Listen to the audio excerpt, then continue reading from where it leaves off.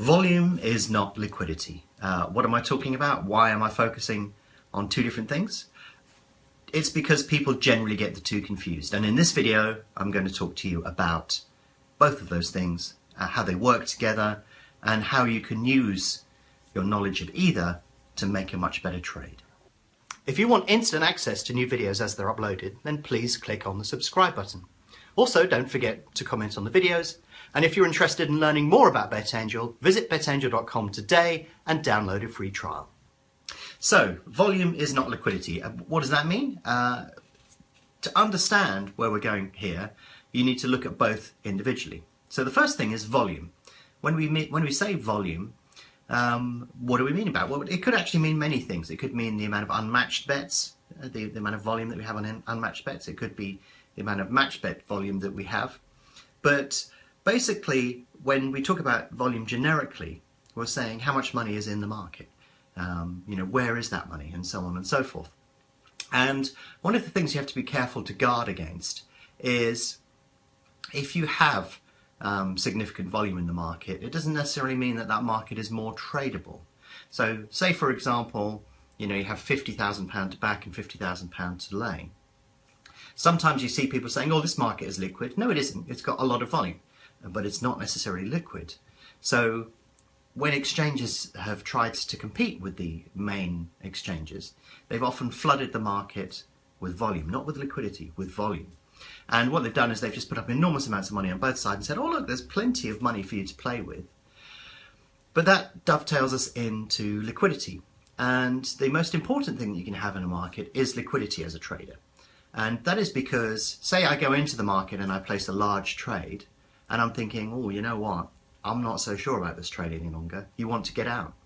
So you want to be able to have the ability to sell your trade back to the market fairly quickly, because if you do it quickly, you can typically avoid a loss or make a very small loss. So you need to be able to put an order in, take the order out and put it back in again, and be able to change it and get your order matched as quickly as possible.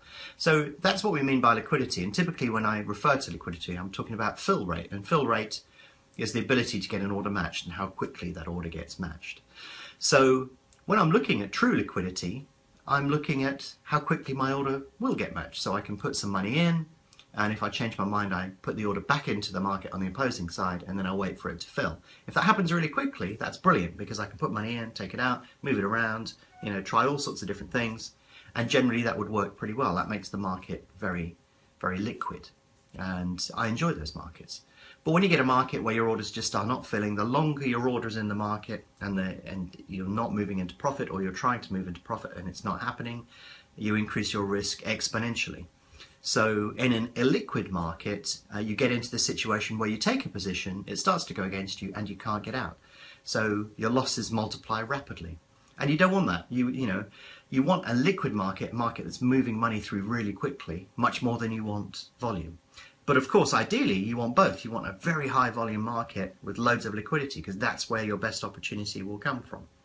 Unfortunately, you don't necessarily get those markets all times, but you would tend to get them around, major sports events that are televised and, where there's lots of betting activity on them.